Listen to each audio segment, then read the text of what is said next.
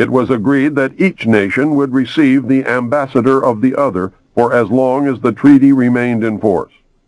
It was further agreed that the alien nation and the United States would exchange 16 personnel with the purpose of learning of each other. The alien guests would remain on Earth.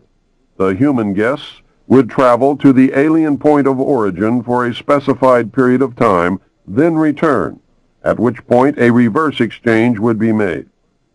A reenactment of this event was dramatized in the movie Close Encounters of the Third Kind.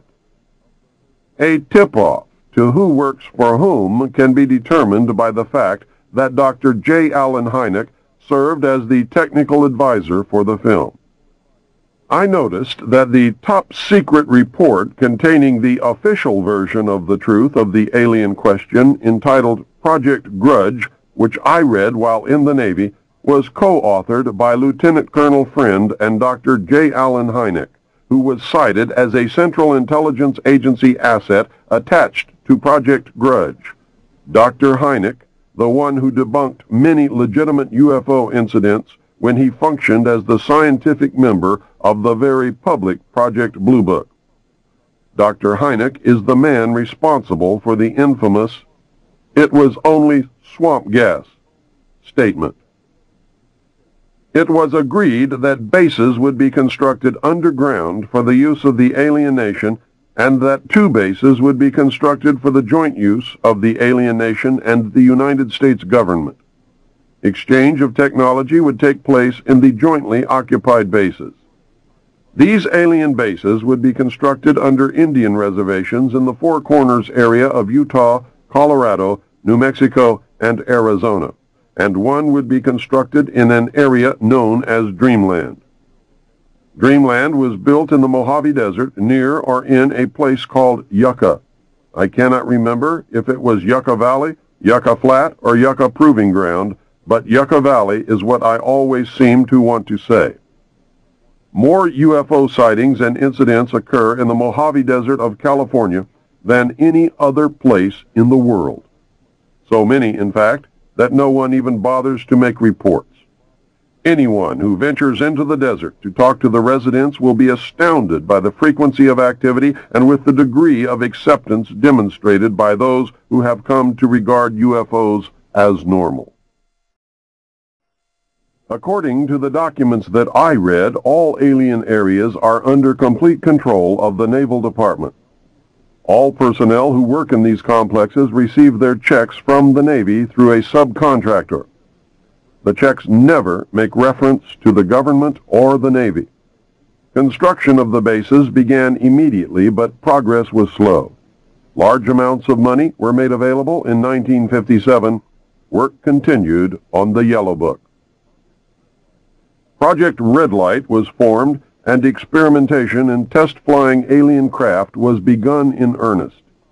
A super top-secret facility was built at Groom Lake in Nevada in the midst of the weapons test range. It was codenamed Area 51. The installation was placed under the Department of the Navy, and all personnel required a Q clearance as well as executive approval. This is ironic due to the fact that the President of the United States does not have clearance to visit this site. The alien base and exchange of technology actually took place in an area codenamed Dreamland above ground, and the underground portion was dubbed the Dark Side of the Moon. According to the documentation that I read, at least 600 alien beings actually resided full-time at this site, along with an unknown number of scientists and CIA personnel. Due to the fear of implantation, only certain people were allowed to interface with the alien beings, and those personnel were and are watched and monitored continuously. The Army was tasked to form a super-secret organization to furnish security for the alien task projects. This organization became the National Reconnaissance Organization based at Fort Carson, Colorado. The specific teams trained to secure the projects were called Delta. Lieutenant Colonel James Bogreitz was a Delta Force commander. A second project, codenamed Snowbird, was promulgated to explain away any sightings of the red light crafts as being Air Force experiments. The Snowbird crafts were manufactured using conventional technology and were flown for the press on several occasions. Project Snowbird was also used to debunk legitimate public sightings of alien craft. Project Snowbird was very successful, and reports from the public declined steadily until recent years. A multi-million-dollar secret fund was organized and kept by the military office of the White House. This fund was used to build over 75 deep underground facilities. Presidents who asked were told the fund was used to build deep underground shelters for the president in case of war. Only a few were built for the president. Millions of dollars were used to build top-secret alien bases as well as top-secret dumb, deep underground military bases. President Johnson used this fund to build a movie theater and pave the road on his ranch. He had no idea of its true purpose. The secret White House Underground Construction Fund was set up in 1957 by President Eisenhower.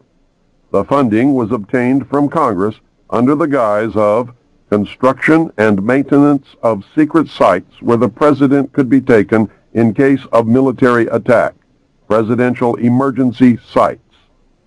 The sites are literally holes in the ground deep enough to withstand a nuclear blast and are outfitted with state-of-the-art communications equipment.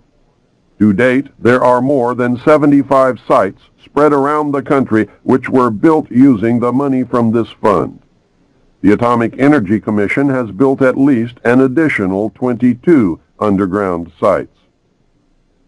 The location and everything to do with these sites were and are considered and treated as top secret. The money was and is in control of the military office of the White House and was and is laundered through so circuitous a web that even the most knowledgeable spy or accountant cannot follow it.